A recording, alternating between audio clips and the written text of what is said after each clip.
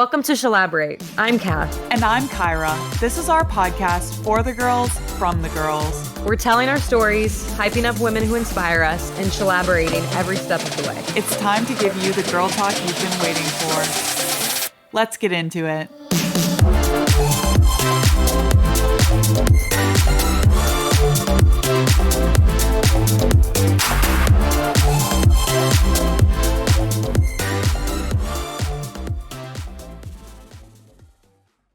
Cool. Welcome back, Shelaborators. We have a special Christmas episode coming to you this week. We wanted to do 2 holiday episodes, Christmas and New Year's. We're going to do holiday advice because we think that there's a lot of Shelaborators out there with questions on what they should do for the holidays. A lot of questions around relationships. So we wanted to give our Shelaborations on some of these questions. Some of our listeners wrote in questions, and then these are also some questions that we came up with on our own. So if you have any more questions, feel free to send them to us via Instagram and we'll do our best to answer. Let's get into it. Our first one. Okay, so dear Shelaborate, what is the gift etiquette if I've been seeing someone, but there's no labels yet? And I have very strong opinions on this one. You said that. I, for some reason, feel like it's the exact opposite of mine. So I'm going to let you go first. So for context, I am married, but I think if there's no label, no gift. Oh, same. The reason I think no label, no gift at the holidays is because if you end up spending time with that person, that kind of is the gift. Your gift is your time in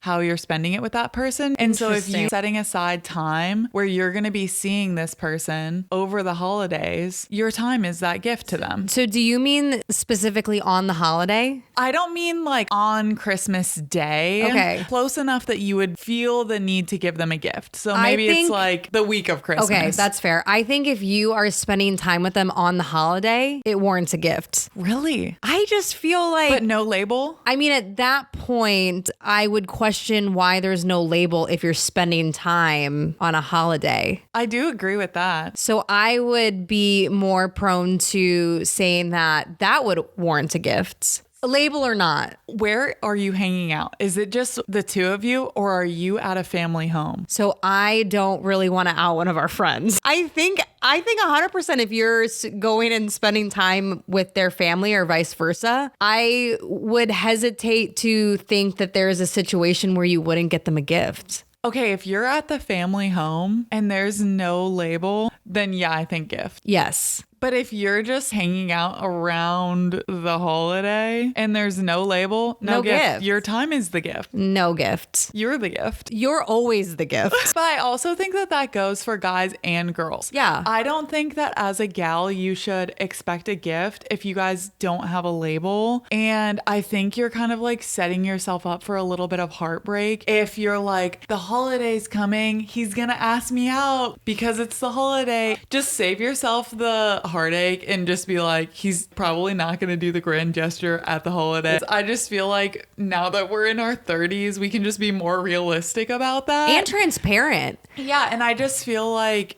guys are less prone to like making the big gesture on the holiday because they don't want it to be like, oh, I'm doing it because of the holiday. And I wish I would have realized that younger because younger me was like, he's gonna do it because of the holiday.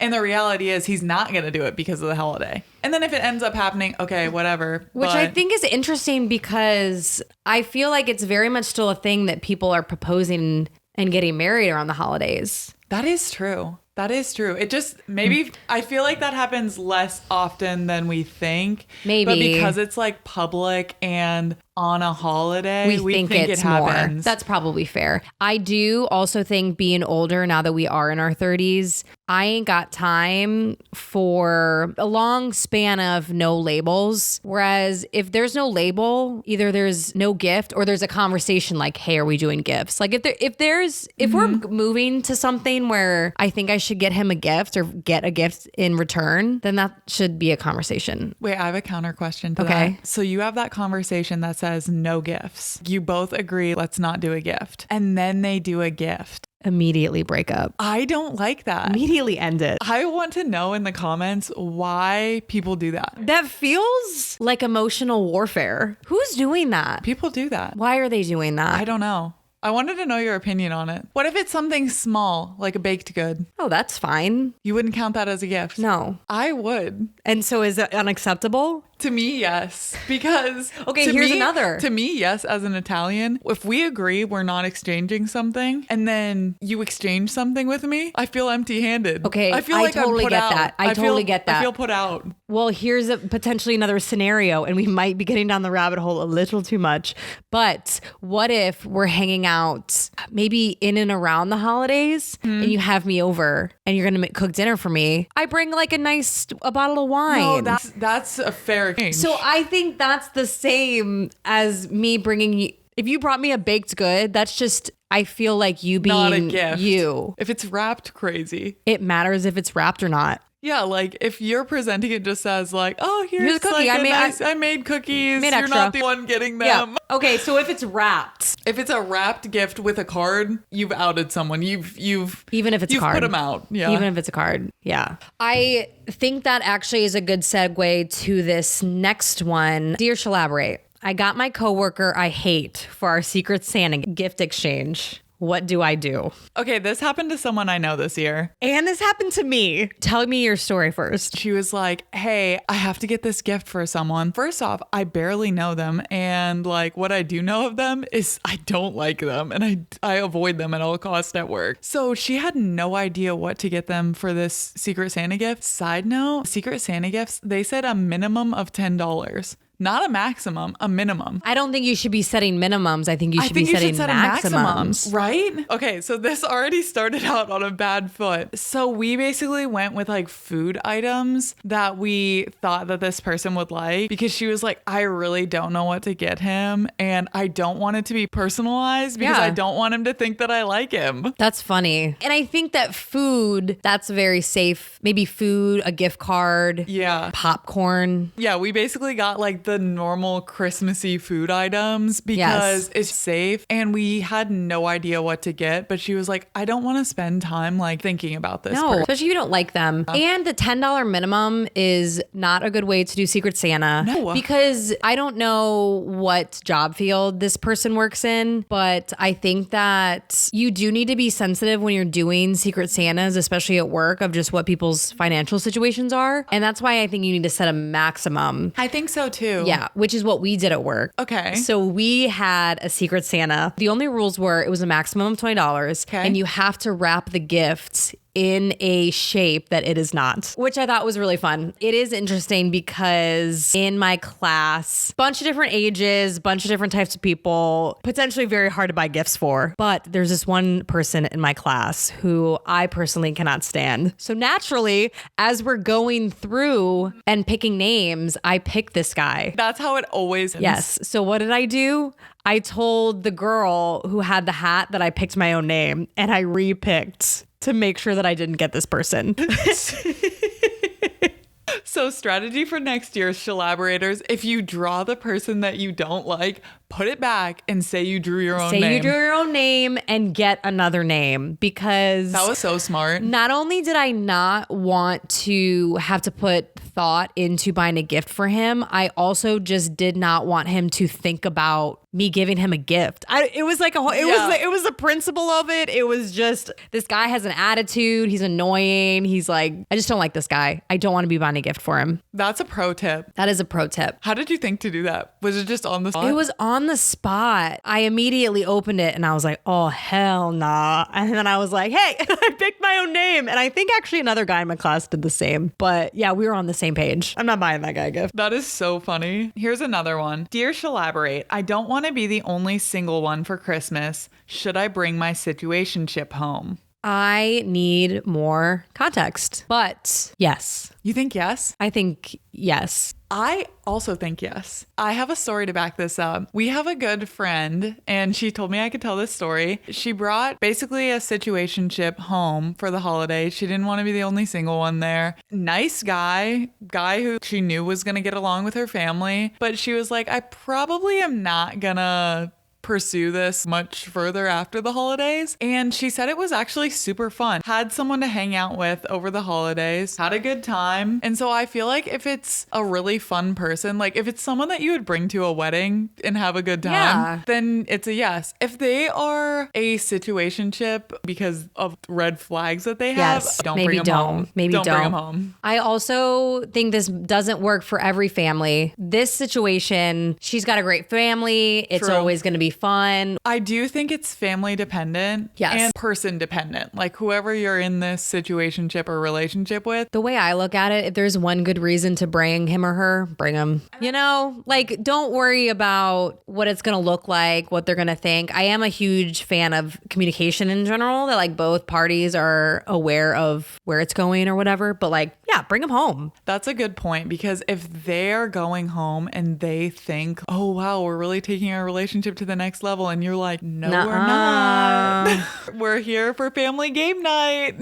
Nothing else. You need to have a realistic conversation with them. But yeah, I think if they're going to be fun, take them home. Bring them. Dear Shelaborate, how do I avoid the so are you seeing anyone, or so are you guys planning on starting a family anytime soon, or so are you looking at getting a promotion soon? I luckily do not have to deal with this. I don't have people asking me constantly when I'm going to get married, who I'm dating. That's just something that I appreciate very much about not only my family, but my extended family. So I don't really have to deal with that. I don't agree with it. I don't agree with people constantly asking you maybe about what your next steps are when you're like genuinely not sure. Nobody wants to ask why they're single. No one wants to answer that. I haven't really experienced that either. Yeah. And my extended family is also really nice about being respectful about that.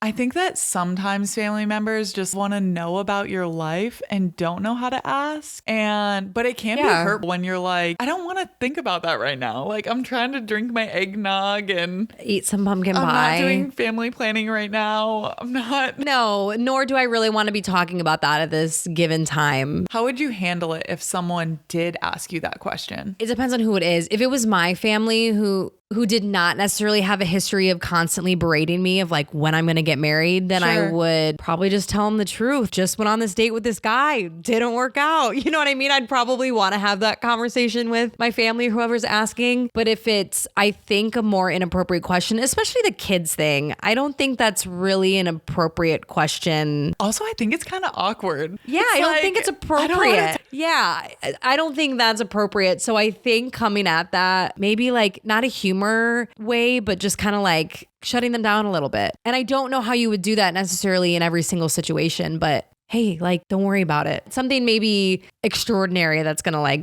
put them off a little bit. Or I also think you can kind of just redirect back to them. Yeah. Because I think usually it's older family members who are asking this. At least that's who it is in my mind. Yeah. Yeah. We don't actually know who's asking. I luckily haven't really experienced this either. So in my mind, it's older family members who just kind of are curious about your life. Yeah. So I think kind of redirecting to like, no news to report on that front. Yeah, but totally. I am really working on XYZ that you want to share about. I think redirecting to that so that they do have something that they can connect with you with. Or you make it really awkward and start crying of like, just got broken up with. Depends who the family member it is. Like if it's your great aunt Bertie who asks you that question every time, like maybe a little sass is merited. We're gonna get dramatic and we're probably gonna pull out all the stops. And get your other family members to back you up. Totally. If you know that question is coming, get your mom or your sister or someone that you trust and be like, hey, these questions, I'm really tired of them. Can you step in and help me when these things happen? Yeah. And that way you don't even have to answer. Or going a step further and being like, hey,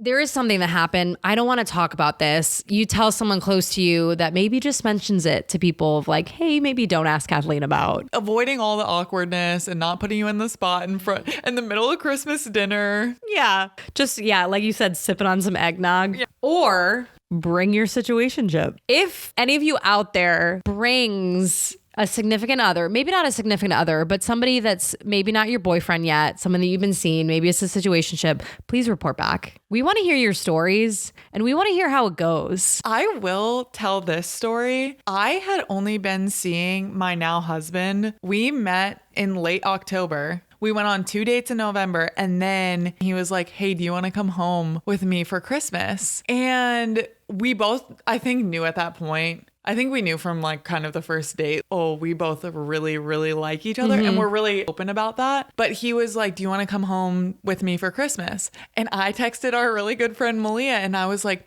should I go home with him? Because at that point, we did not kind of have like an official boyfriend, girlfriend label, but I knew like, wow, this is really special. This is someone I could see myself with for the rest of my life. Yeah. He felt the same way. And so he was like, hey, do you want to come home to Christmas with me? He was trying to lock it down. Yeah, I said yeah. And that was one of the best decisions I ever made because I got to meet his family. I got to see him at Christmas time. He made it a really special, fun trip. And we're married now. So did he pop like the will you be my girlfriend? Did anything come out of that where on New Year's Eve he very deliberately said I love you for the first time? Whoa. And it was after such a good week together and like a week with his family, and I just think that he was feeling so much love from everyone around that he was just like, oh, I love you being here. But it didn't really have anything to do with New Year's. I think it was just, I think the timing was right the timing was right for him to say I love you, and it was very authentic and genuine. To be honest, we never really had a talk of like we're boyfriend and girlfriend. It was basically just like when you know, you know. Sometimes you don't need to. Actually, that story made me remember one of the guys that I was dating. We made it official on Christmas. Really? Because it was COVID time. We were all planning to go home for Christmas, but one of our good friends had tested positive for COVID. And so we were all just really nervous about going home. I didn't want to go home. I didn't want to have to expose my family to that. So we had a thing for a while and we did a road trip from Wyoming to North Carolina. We were in, I think, Colorado, and we like made it official. So on maybe Christmas. I think it was on Christmas Eve. Yeah. But that was more of it just happened to be Christmas Eve. Maybe it brings out like like you were saying, a certain feeling of, you're feeling good. You're feeling happy that you're around family, that you just want to share that and make it official. I don't know. Yeah. Okay. Report back if you have any Christmas magic love or New Year's. Okay. This next one, kind of along the same lines. Dear Shelaborate, I've been thinking about breaking up with my boyfriend, but don't want to ruin his Christmas. Should I wait until after the holidays? Ooh, that is very tough. I think the holidays can bring out the best and the worst in people. And if there is an even slight chance that the person that you are with, it is going to bring out the worst in them, you should break up with them before Christmas. Because if you go home with them and they're around like the stress of family and just like the stress of the holidays, the stress of traveling, etc., and you're setting aside time to be with them, I think often we're like very optimistic that it's going to turn out great. It's going to be a Hallmark movie. It's going to kind of turn the relationship around maybe.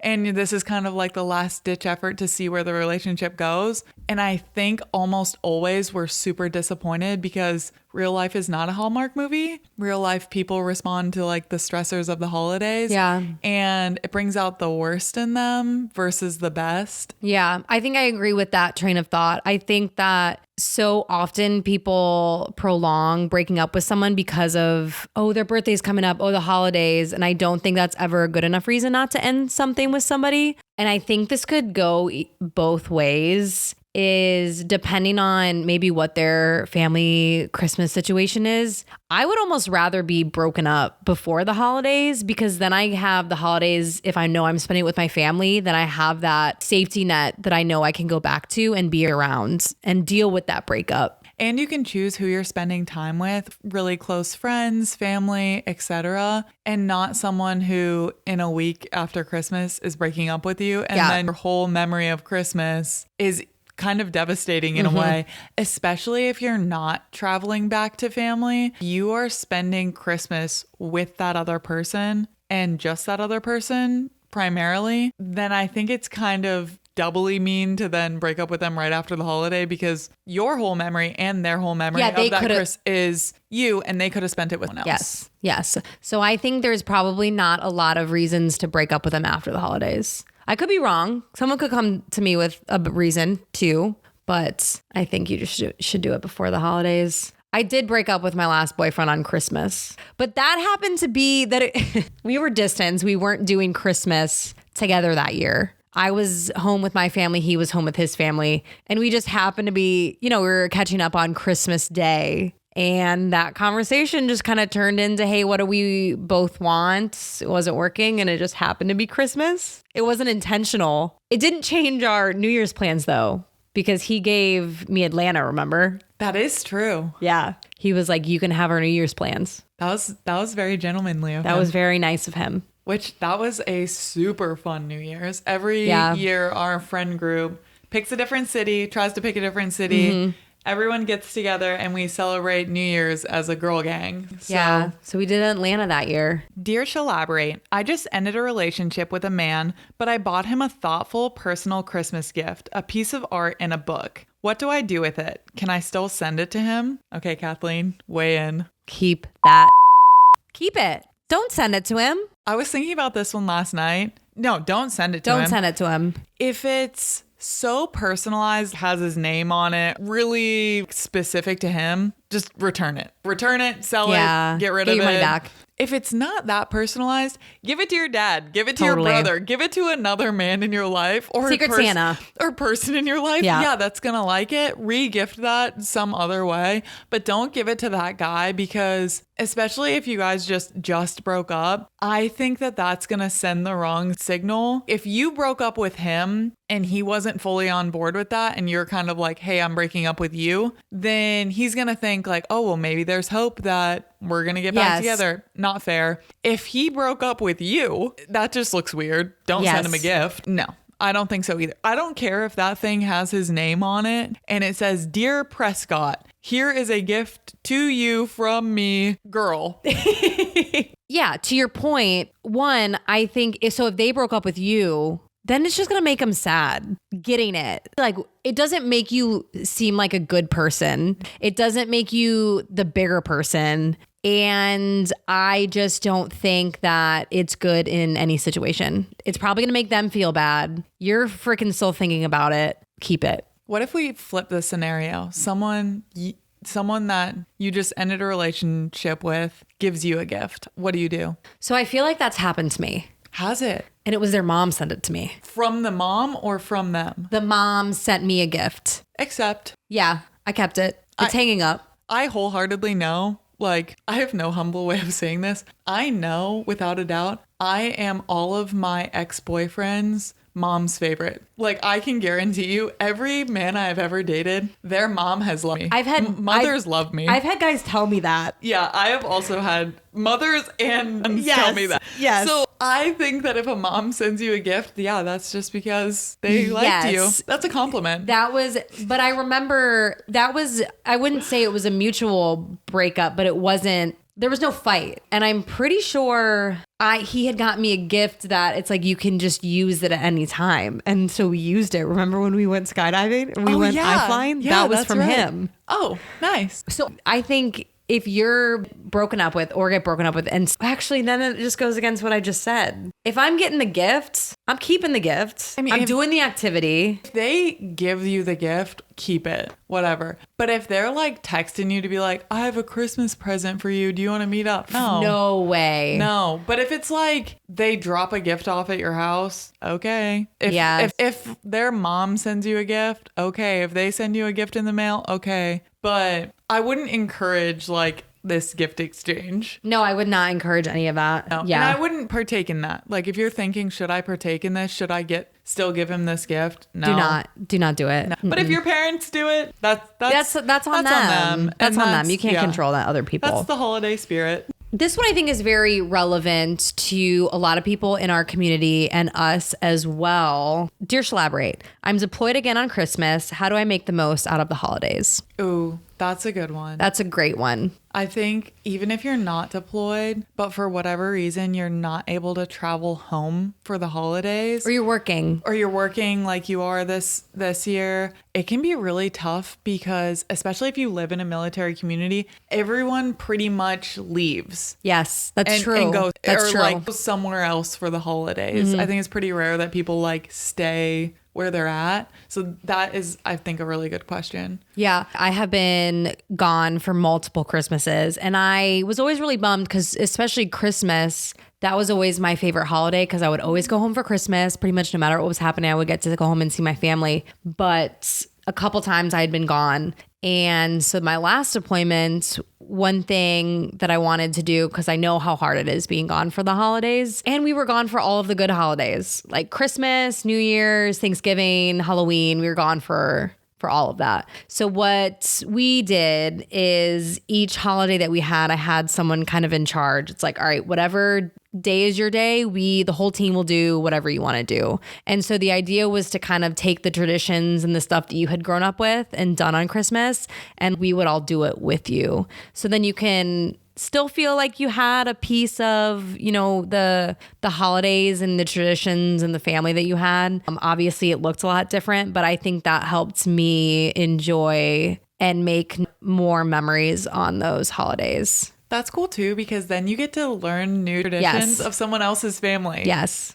And I remember one time Thanksgiving on deployment, we did a potluck. And so we had a kitchen so everyone was able to cook and make their own food. And just with the diversity of like where people were from, it was the best potluck, best Thanksgiving meal that I've probably ever had overseas. It was so good. Which I actually love that. Yeah. I love that so much. One thing that my husband and I do, being dual military, there is a lot of holidays, special events that we miss because of training or deployments or whatever reason. And one thing that we do is we celebrate all of our holidays early. So if me or my husband is going to miss a holiday, we just front load it. Like Kathleen got to experience it one year. Think it was Easter. Like, yeah, it was 4th of July. Yeah, we just spent a bunch of weekends in a row and we did what our family like would normally do for Thanksgiving, Easter, or it was for our family just did what we would do for those holidays and invited our friends over. We weren't able to go home because we couldn't take that much leave,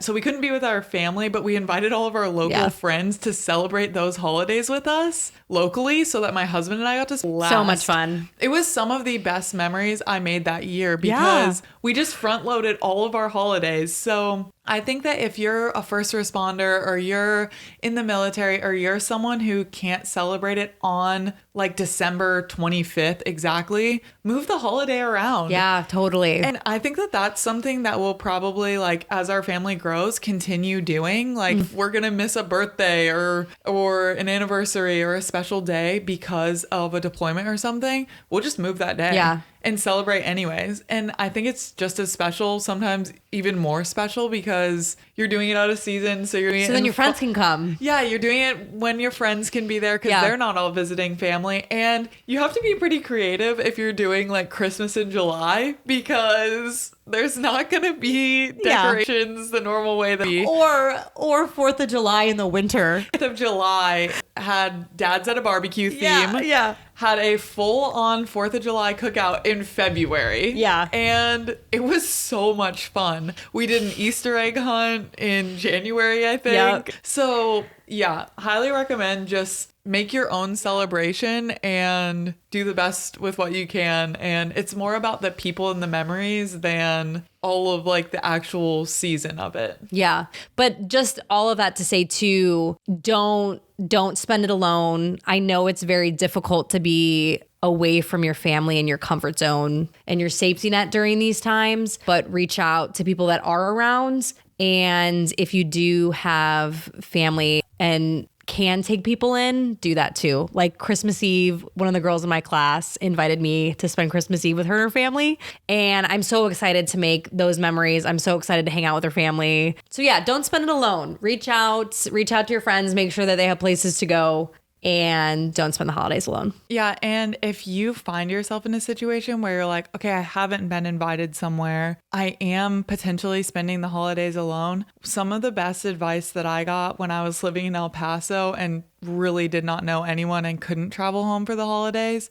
was reach out to other people because they're probably going to be spending it alone too. Yeah. And they also haven't been invited somewhere. So you become the house where people go, and you'll quickly find people who are also spending it alone. I think that's some good Shelaborate advice on them. Yeah, we've definitely spent many holidays in crazy countries, maybe at home, not with our families, not doing what we want to be doing. So yeah, we get it. We totally get it. Make the best of it. Okay. Dear Shelaborate, when is a good time to take down Christmas decorations? Okay, well, for context, I love pomp and circumstance. Yeah. I love fun outfit. I love the decorations. I love all of it. So in my opinion, I am like, the longer I can have decorations up for any season, the better. And especially because we usually do travel for Christmas, so we don't get to enjoy them for like the full Christmas season.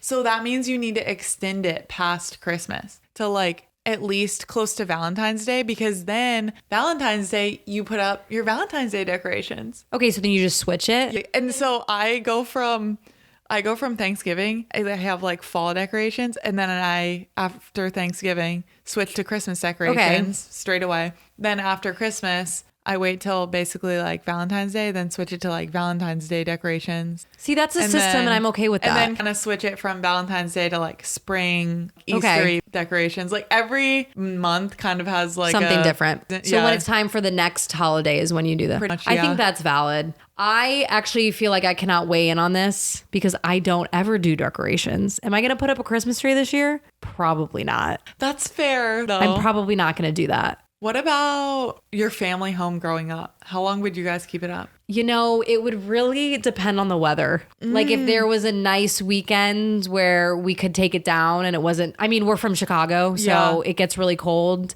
So I think depending on the weather on that one. So I do think outdoor decorations, unless you live in a snowy climate, should be taken down after Christmas. I don't think that they look that nice without the snow, but I'm also grew up in the north where it's really snowy. So for me, it's like kind of weird seeing Christmas lights up on your house outside. And it's sunny. When it's like sunny and 60. That's interesting. Whereas like when it's snowy, it's still the Christmas festive season. But like when I lived in Texas, it was weird, right? It was weird seeing like the Christmas decorations outside on people's houses in like February. I do. It's funny you say that because I think probably a lot of my opinions had to change when I moved to Hawaii. And it was like, it's never cold out. Yeah. You have to get used to this Christmas in the summer decorations and feelings. Like growing up north, if it wasn't snowing, it wasn't Christmas. Like that is what it needed to be. And so moving somewhere where it was warm, it's not the same. I still feel like that. Like part of the reason I love going and visiting my in-laws for Christmas is because it's going to be snowy there. And to me, it needs snow to feel like Christmas. Yes, I'll totally. like ask my husband, like, can we go on like a snowy winter vacation? Because to me, snow is part of the season. Yes, agreed. So I'd be curious on people's opinions who are from and grew up originally in really warm climates like Texas or Hawaii, on your opinion on how long Christmas decorations should go up, and specifically outdoor Christmas decorations. Yeah. I don't get an opinion. I don't put up enough decorations. Dear Shelaborate, I have a guy on the hook who planned a ski trip. How do I go skiing without making him think I'm interested? You don't. No ski trip? No, you go on the ski trip, but I don't think there's a way around making him think that you are interested. So this did happen last year in our friend group. And so I'm right. They did think she was interested afterward. But the plot that we tried to pull was morning of the ski trip. I get a text and she's like, hey, do you want to go skiing? I'm like, I've never gone skiing before. Like, I love the snow, but I've never gone skiing before. And she's like, okay, well, today I basically got asked on this ski date, like overnight ski date. And yeah, tough with the overnight situation. Overnight ski trip. I really want to go on it, but I don't want him to think I'm interested. Like, I can't be riding the ski lift with him and stuff alone. And so I told my husband, I was like, hey, do you want to go skiing? Let's go skiing. So I told her, like, yep, no worries. I'll be there. I'll learn how to ski to Or I won't, help you out. you know? Here for the cause, Yeah. whatever. So I did learn how to ski. I actually do really love it. But our plot was like, okay, I'll just ride the ski lift with her. And we stuck my husband with the date. And the date, like, the whole time was basically like, do you think she's interested in me? To my husband. And my husband, like, he knows because we talk about everything. Yes. He knows. And so he's like, I don't think so. So actually, I think that is a genius way. So everything I just said, I take it back. I think that's an incredible way to tell them that you're not interested. Invite your friends on the ski trip. So yeah, we went on the ski trip with her, had a super, super, super fun time. I had a blast spending time with our friend. Do you think he had fun? My husband had a ton of fun, minus the ski lift, because he said every ski lift ride, he's like, no, please no. He's like this is my actual hell. My husband's like, stop sticking me on the ski lift, Tim. So, okay. And I'm like, I'm sorry, Two things with that. I knew this story, but I didn't know this part of the story, which is gold. I'm obsessed with that, especially knowing who these people are, right? Two, there are 4-person ski lifts. This ski resort, it's super small. It's in North Carolina. Oh, yep. It's 2-seaters. So you really have to just like the two of you ride together. And we kind of did it under the guise of our friend's really good at skiing. So she was like teaching me. My husband already knows how to ski. Oh. So it did make sense. That works. In the that text. works. However, my poor husband got stuck. He drew truly the short end of the stick. Truly. On this one. And he took one for the team. He took one for the girls on this one because you know who you are. I thought that I was. You were throwing him under the bus a little bit. My poor husband got thrown under the bus because I basically got a fun girls ski trip with one of my best friends, and he got a ski trip with a random guy who really liked our friend, but our friend was like not interested back. Also, just think that sometimes it doesn't matter what you do. Go on the ski trip, don't go on the ski trip. Some guys never get the hint. Some guys will never truly, you could, punch him in the face. I'm not interested. They'll be like, yeah, she's still in love with me. So either way, I forget what the question was. Is it go on the ski trip? Yeah. Go on the ski trip. Have the conversation after. In hindsight, what I actually think should have been done now, in part to make it more fun for my husband, is we should have still went on a ski trip, just not with that guy. Like, we didn't need him to go on this ski trip. We could have just went on our own. She could have like declined that trip. That's true. And we could have just went on our own. It would have been awkward though, because he would have known. Been there. She went. No, we could have went like to a different ski resort or something. I see. Or maybe he wouldn't have went if she said no to going with him. It may have been awkward though if he found out later on, oh, you ended up going skiing, but just without me.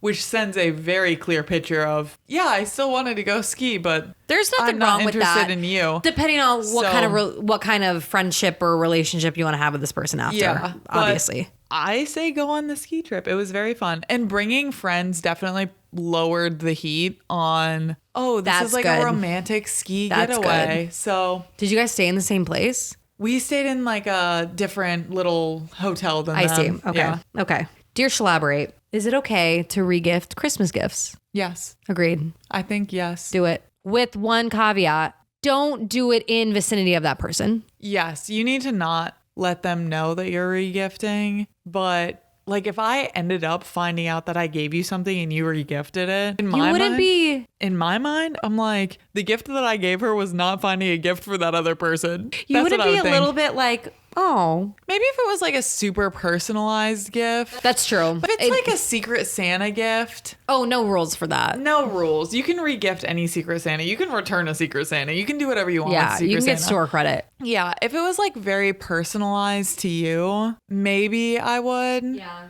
maybe I would feel like that. But for the most part, I would feel like, all right, whatever, I saved you time on getting a gift. I'm big on cards and like writing. You can't really re-gift that. No. So that's the more important part of the gift to me. Anyway, yeah. That I'm giving you. Yeah. Like, is me saying something to you versus the physical item. Caveat to all of this, gifts are not my love language in any way, shape, or form. Like receiving or giving, it's just not. Acts of service is my thing. Yeah. So for me, it's just not that important. Yeah, I agree. Regift it. Don't feel bad about it. Do what you got to do. All right. This one's interesting because I feel like I've experienced this before.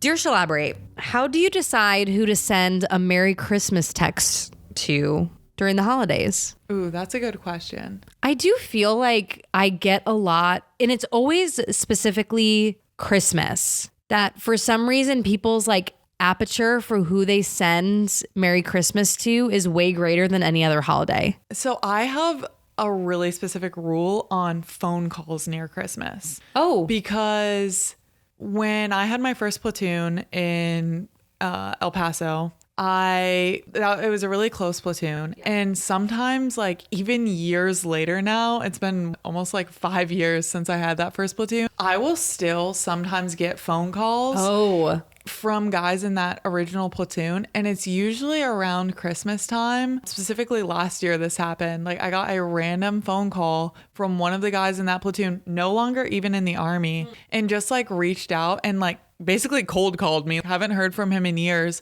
And he was just like, hey ma'am, just wanted to see how you are. Just was looking to talk to like a friendly person around the holidays. It wasn't even really for advice or anything. Just reached out and I think wanted to talk to someone familiar. Yeah. Maybe he wasn't like spending the holidays with people. So like anytime someone calls me near the holidays, my rule is I will answer. Yeah, totally. And like, even if I get a random text from like someone I've worked with in the past, even if I'm like, I did not have like a relationship with you. Yeah. Like you were just someone I kind of randomly worked with. Even if they were in a different unit or platoon, but like worked adjacent to me, I will answer and be like, try to be thoughtful about it because I don't know what that person's situation is. I don't know if they are like spending Christmas alone for the first time in a long time. I don't know if they're deployed somewhere weird and they can't talk to their family for whatever reason. I don't know what their situation is. So I'm like, I'm answering that because it takes nothing for me to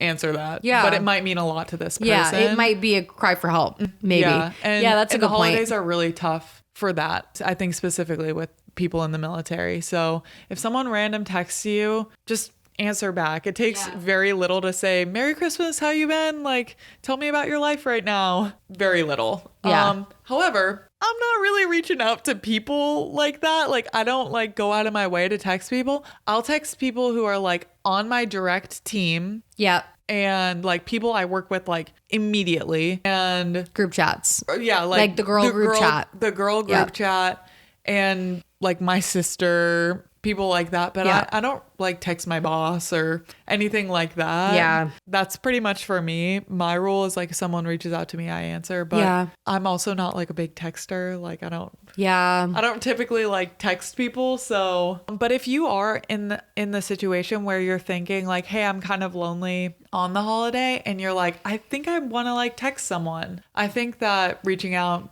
via text is like a really good option. Yeah. And I think it, one, makes people, I think, feel important. And it's never a bad thing to maybe brighten up someone's day or hear from someone that they haven't in a while. Yeah. Because it's nice to be knowing someone's thinking about you. Yeah, I didn't mean to go on a huge long rant about that. But no, that was a great rant. But I do feel really passionately about that. And I think it's super important. I like that. I think that one's super good. We wanted to say Merry Christmas to all of our listeners.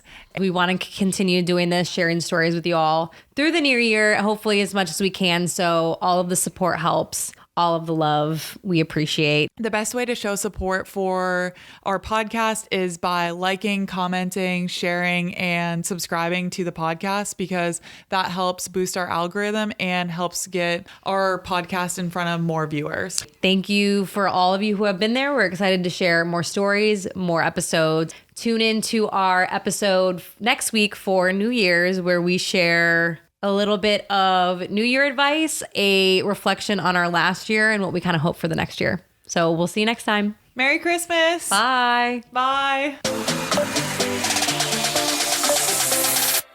Thanks for listening to Shelaborate. We can't wait to bring you more episodes. Don't forget to follow, like, and drop us a review.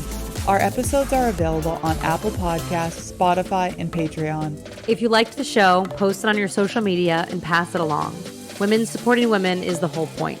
We'll be back next week with more opinions, more stories, and more Shelaboration. Until then, I'm Kat. And I'm Tyra. This podcast is for the girls.